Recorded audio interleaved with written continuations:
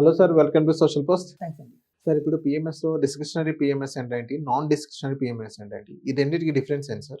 ఇది చాలా మంచి క్వెషన్ అండి. ఎందుకంటే ఇప్పుడు చూడండి, చాలామంది పీఎంఎస్ గురించి అవగాహన పెంచుకుంటున్నారు. రోజు రోజుకి కూడా పెరుగుతుంది. ఈవెన్ మ్యూచువల్ ఫండ్స్‌లో చూస్తే మనకి ఇండియాలో దగ్గర దగ్గర 50 కంపెనీస్ ఆఫర్ చేస్తున్నాయి.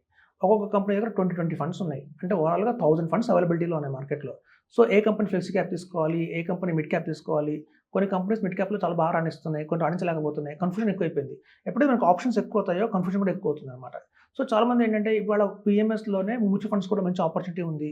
సో మ్యూచువల్ ఫండ్స్ కనుక మనం పీఎంఎస్ ద్వారా ఇన్వెస్ట్‌మెంట్ చేస్తే 3 లాభాలుంటాయి. ఒకటేంటంటే మనకి ఫండ్ మేనేజర్ అనేవాళ్ళు సెలెక్ట్ చేస్తారు ఏ బెస్ట్ ఫండ్సో. మనకు కన్ఫ్యూజన్ లేకుండా వాళ్ళే సెలెక్ట్ చేసి పెడతారు. అట్ ద సేమ్ టైమ్ ఏంటంటే సెకండ్ ఆప్షన్ ఏంటంటే మనకి ఎక్స్‌పెన్స్ రేషియో ఏదైతే ఉంటుందో, లైక్ ఎనీ అదర్ పీఎంఎస్ తీసుకోండి, ఎక్స్‌పెన్స్ రేషియో అనగానే 2.5% అని చెప్తారు. కానీ మ్యూచువల్ ఫండ్స్‌కి సంబంధించిన పీఎంఎస్‌లో మీకు 1% ఎక్స్‌పెన్స్ రేషియో ఉంటుంది. అది కూడా 2 క్రోర్స్ వచ్చేంత వరకే మన వాల్యూమ్. ఎప్పుడైతే 2 క్రోర్స్ దాటిందంటే మన వాల్యూమ్ 0.5% అవుతుంది. సో మనకి ఎక్స్‌పెన్స్ రేషియో తగ్గుతూ వస్తుందన్నమాట. అదొక బ్యూటిఫుల్ పాయింట్ ఉంటుంది. థర్డ్ పాయింట్ ఏంటంటే మనకున్న ఇన్ని మ్యూచువల్ ఫండ్స్‌లో కూడా the best of the best 5 తీసుకుంటారు కాబట్టి ఫండ్ మేనేజర్ రిటర్న్స్ అనేవి కొంచెం లిక్విడ్‌గా బాగానే వస్తాయి. అంటే మనం సెల్ఫ్‌గా ఇన్వెస్ట్ చేసుకుంటే కన్నా, ఎజురోదాలోనో, గ్రో యాప్‌లోనో పెట్టుకుంటే కన్నా, ఇలా పీఎంఎస్ ద్వారా కనుక 50 లాక్స్ కనుక ఇన్వెస్ట్‌మెంట్ చేస్తే మ్యూచువల్ ఫండ్స్‌లో మనకి రిటర్న్స్ అయితే పర్మనెంట్‌గా బాగా వస్తాయి. అయితే మీరు అడిగిన క్వెషన్ ఏంటంటే డిస్క్రిషనరీ అంటే ఏంటి? నాన్ డిస్క్రిషనరీ అంటే ఏంటి? ఇప్పుడు నాన్ డిస్క్రిషనరీ పీఎంఎస్‌లో ఏమవుతుందంటే ఎక్కడైతే ఎక్స్‌పర్ట్స్ ఉంటారో ఆ ఎక్స్‌పర్ట్సే ఒక బెస్ట్ ఆఫ్ ద బెస్ట్ 5 తీసుకుంటారు. మన కంట్రోల్‌లో ఉండదు. ఆ బెస్ట్ 5 ఏది అనేది వాళ్ళకి వదిలేస్తాం. చాయిస్ వాళ్ళదే. ఫండ్ మేనేజర్‌దే ఉంటుంది. సో అలా గనక మనం ఇన్వెస్ట్‌మెంట్ చేస్తే ఒక 50 లాక్స్ కనుక, మనం గనక ఒక 10 ఇయర్స్ కనుక వెయిట్ చేస్తే అది ఆ మాత్రం 2 క్రోర్స్ దాకా అవుతుంది. సో మీకు చూస్తే ఇదే నాన్ డిస్క్రిషనరీ పీఎంఎస్‌లో ఏంటంటే మనం కూడా ఒక చాయిస్ ఉంటుంది. అంటే ఒక ఇన్వెస్టర్‌కి కూడా ఒక చాయిస్ ఉంటుంది. ఎక్స్‌పర్ట్స్ సజెస్ట్ చేస్తారు ఒక 5 ఫండ్స్. మీకు అది నచ్చలేదు. సపోజ్ అందులో 2 ఫండ్స్ మీకు బాలేదు. బయట మీకు వేరే అడ్వైజర్ చెప్పారు. ఇంకో 2 ఫండ్స్ చాలా బాగుంటాయి వాటికంటే అన్నా కూడా మీరు వాటిని మార్చుకోవచ్చనమాట. సో నాన్ డిస్క్రిషనరీలో ఈవెన్ మన ఇన్వెస్టర్‌కి కూడా ఒక రైట్ ఉంటుంది. ఏంటంటే ఎలాంటి ఫండ్ కావాలి? ఎలాంటి మ్యూచువల్ ఫండ్స్ మనం పెట్టుకోవాలి? సో ఎక్స్‌పర్ట్స్ సజెస్ట్ చేస్తారు ఒక 5. కానీ అందులో 2ని మనం రీప్లేస్ చేసుకోవచ్చు. అంటే 3 ఎక్స్‌పర్ట్స్ రికమెండ్ చేస్తారు. ఒక 2 మనకిష్టమైన కూడా మనం యాడ్ చేసుకోవచ్చు. సో అది నాన్ డిస్క్రిషనరీ. సో ఇట్లా మేము కనుక ఒక 50 లాక్స్ కనుక ఇన్వెస్ట్‌మెంట్ చేసి ఫర్దర్‌గా 50,000 రూపీస్ ఎస్ఐపి కనుక వేసుకుంటూ వెళ్తే ఈ పీఎంఎస్ కనుక ఇలాంటి మ్యూచువల్ ఫండ్స్‌లో ఉన్న పీఎంఎస్ తీసుకుంటే మనకి 10 ఇయర్స్‌లోనే 3 సీఆర్ వస్తుంది. So better option. సో చాలామంది ఏం చేస్తున్నారంటే మా దగ్గరకొచ్చిన క్లయింట్స్ కూడా చూస్తే అటు గ్రో యాప్ కానియండి, జిరోదా కానియండి తీసుకుంటే దగ్గర దగ్గర 15 ఫండ్స్, 20 ఫండ్స్‌లో పెట్టేస్తున్నారు. ఎందుకంటే వాల్యూమ్ పెంచుతున్న కొద్దీ వాళ్ళు ఫండ్స్ ఎక్కువ చేసుకుంటున్నారు. దానివల్ల ఏమవుతుందంటే మార్కెట్ కరెక్షన్ అయినప్పుడు చాలా నెగెటివ్‌లో ఉంటున్నాయి. అన్ని రెడ్డే. ఔట్ ఆఫ్ 20 ఫండ్స్ 3 మన గ్రీన్‌లో ఉంటున్నాయి. 17 రెడ్‌లో ఉంటున్నాయి. సో దానికి పానిక్ అయిపోతున్నారు.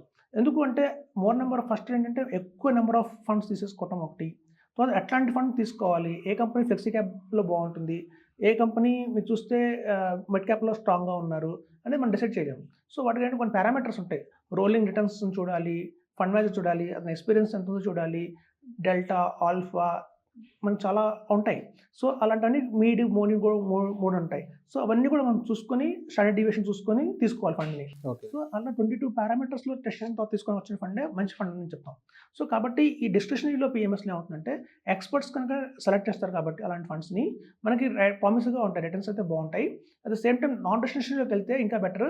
ఎందుకంటే ఒక 2 మనకు కూడా ఆప్షన్ ఉంటుంది సెలెక్ట్ చేసుకోవడానికి. సో అలా కనుక తీసుకుంటే మన సాటిస్ఫాక్షన్‌గా ఉంటుంది. ఓకే, నాకు ఇష్టమైన ఫండ్ మనకు ఉంది అని చెప్పి మన పోర్ట్‌ఫోలియోలో మనకు సాటిస్ఫాక్షన్‌గా ఉంటుంది. వీటిని ఎప్పటికప్పుడు కావాలంటే మనం 3 ఇయర్స్‌కో, 2 ఇయర్స్‌కో చెంజింగ్ కూడా చేసుకోవచ్చు. ఓకే. సో ఈ రెండిట్లో డిస్క్రిషనరీ, నాన్ డిస్క్రిషనరీ పిఎంఎస్‌లో ఈ రెండిట్లో రిస్క్ ఏది ఉండేది సార్ మెయిన్? రిస్క్ అనేది ఎక్కువ ఉండదండి. ఎందుకంటే మ్యూచువల్ ఫండ్సే కాబట్టి రెండిట్లో ఉండేది మ్యూచువల్ ఫండ్సే. రిస్క్ పారామీటర్ చూస్తే మనం సొంతంగా ఇన్వెస్ట్‌మెంట్ చేసుకోవడం కంటే ఇది బెటర్ ఉంటుంది. ఓకే. ఎందుకంటే ఇక్కడ మనకి అన్నెసెసరీ ఫండ్స్‌ని తీసుకోవట్లేదు. మోస్ట్ ఇంపార్టెంట్ ఏంటంటే కాంపౌండింగ్ ఇంట్రెస్ట్ అనేది టైమ్‌తో వస్తుంది. మనకి ఓవర్‌నైట్ రాదు. టైమ్‌తో వస్తుంది. సో మొత్తం టైమ్ అంతా అయిపోయిన తర్వాత 10 ఇయర్స్ తర్వాత మనం రియలైజ్ అయితే నేను రాంగ్ చేశాను అని రియలైజ్ అయితే మనకి టైమ్ బ్యాక్ రాదు. ఓకే. సో మోస్ట్ ఇంపార్టెంట్ అదనమాట. సో కాబట్టి ఒక రైట్ ఫండ్‌ని రైట్ టైమ్‌లో తీసుకుంటేనే మనకి రిటర్న్స్ ఎక్కువ వస్తాయి. మనం ఎక్స్‌పెరిమెంట్ చేయకూడదు. అంటే చాలామంది ఏంటంటే వాళ్ళు అమౌంట్ ఎక్స్‌పెరిమెంట్లు చేస్తుంటారు. ఈ ఫండ్ అని, ఆ ఫండ్ అని చాలా యూట్యూబ్ ఛానెల్స్ వింటారు. మా దగ్గర వచ్చే వాళ్ళందరూ మీరు ఎందుకు ఈ ఫండ్ తీసుకున్నారు అంటే వాళ్ళ దగ్గర ఆన్సర్ ఉండదు. మేము కూడా విన్నామండి, గూగుల్‌లో చూసాము, ఫ్రెండ్ చెప్పాడని చెప్తారు. సో అట్లాంటి ఫండ్స్ వల్ల ఏమవుతుందంటే అన్నెసరీ వాళ్ళ టైమ్ అంతా వేస్ట్ అయిపోతుంది. నిజంగా ఈ కాంపౌండింగ్ ఇంట్రెస్ట్ లూజ్ అవుతున్నారు వాళ్ళు. సో కాబట్టి ఒక రైట్ ఇన్వెస్ట్‌మెంట్ కనుక మనం తీసుకుంటే, రైట్ టైమ్‌లో తీసుకుంటే, ప్రాపర్‌గా ఇన్వెస్ట్‌మెంట్ చేస్తే మాత్రం డెఫినిట్‌గా మంచి రిటర్న్స్ అయితే వస్తాయి. ఎప్పుడైతే ఒక అడ్వైజర్ కూడా సలహా తోడుగా ఉంటాడో క్వెషన్ చేయొచ్చు. ఎందుకు ఈ ఫండ్ తీసుకున్నారు? దీనికి బ్యాక్ ఎండ్‌లో మీ స్టెప్స్ ఏంటి? అని అడగొచ్చు. సో కాబట్టి ఒక అడ్వైజర్ సలహా మేరకు మంచి డిస్క్రిషనరీ కానీ నాన్ డిస్క్రిషనరీ కానీ పిఎంఎస్లు తీసుకుంటే రిటర్న్స్ అయితే ప్రామినెంట్గానే వస్తాయి. ఇప్పుడు చూడండి యూట్యూబ్ ఛానల్స్ అనగానే కొన్నిసార్లు టెక్నికల్ ఇష్యూస్ రావచ్చు కానివ్వండి, కొన్ని మధ్య ఏంటంటే ఈ సెబీ చాలా స్ట్రిక్ట్ అయిపోయింది. స్ట్రిక్ట్ అయిపోయి చాలామంది మీద ఈ రూల్స్ ఫాలో అవ్వట్లేదని కానివ్వండి, వాళ్ళ వెబ్సైట్స్ని ఆపేయటం కానీ జరుగుతున్నాయి. సో ఎప్పుడైతే ఇట్లాంటి మంచి అడ్వైజర్లు కనుక ఒకవేళ ఛానల్స్ కనుక బ్లాక్ అయినాయి అనుకోండి, ఫర్దర్గా వాళ్ళు చెప్పడానికి రారు. పబ్లిక్ వాళ్ళకి ఇప్పుడు ఎలా ఉంటుందంటే మనం గురు యాప్లో కొనుక్కున్న సొంతంగా ఇన్వెస్ట్మెంట్ చేసుకుంటే ఇది పద్మవ్యూహంలో అభివృద్ధి ఇరుక్కున్నట్టే ఉంటుంది. మనకి వెళ్ళటం వస్తుంది కానీ ఎప్పుడు రావాలో బయటికి అప్పుడు ఆ టైంలో అడ్వైజర్ ఉంటాడు. అప్పుడు మనం ఏం చేయాలో అర్థం కాదు. సో కాబట్టి బ్లైండ్గా ఇన్వెస్ట్మెంట్ చేయకండి. ఒక ప్రాపర్గా అడ్వైజర్ సలహా తీసుకొని ఇన్వెస్ట్మెంట్ చేయండి. డిస్క్రిషనరీ కంటే కూడా నాన్ డిస్క్రిషనరీ బెటర్. ఎందుకంటే మనకు కూడా ఒక హైక్ ఉంటుంది. ఎలాంటి ఫండ్స్ తీసుకోవాలి, ఉన్న అన్ని ఫండ్స్లో కూడా ఇంకొక 2 ఎక్స్ట్రా ఫండ్స్ మన సైడ్ నుంచి కూడా ఆప్ట్ చేసుకోవచ్చు. కాబట్టి నాన్ డిస్క్రిషనరీ బెటర్ చెప్తున్నాను. సో పిఎంఎస్లో మ్యూచువల్ ఫండ్స్లో వెళ్ళండి, నాన్ డిస్క్రిషనరీలో వెళ్ళండి. తద్వారా మీకు ఏంటంటే రిటర్న్స్ అయితే కోసం చెప్తున్నాను. Okay. So thank you sir మా సోషల్ పోస్ట్ వచ్చినందుకు. Thank you.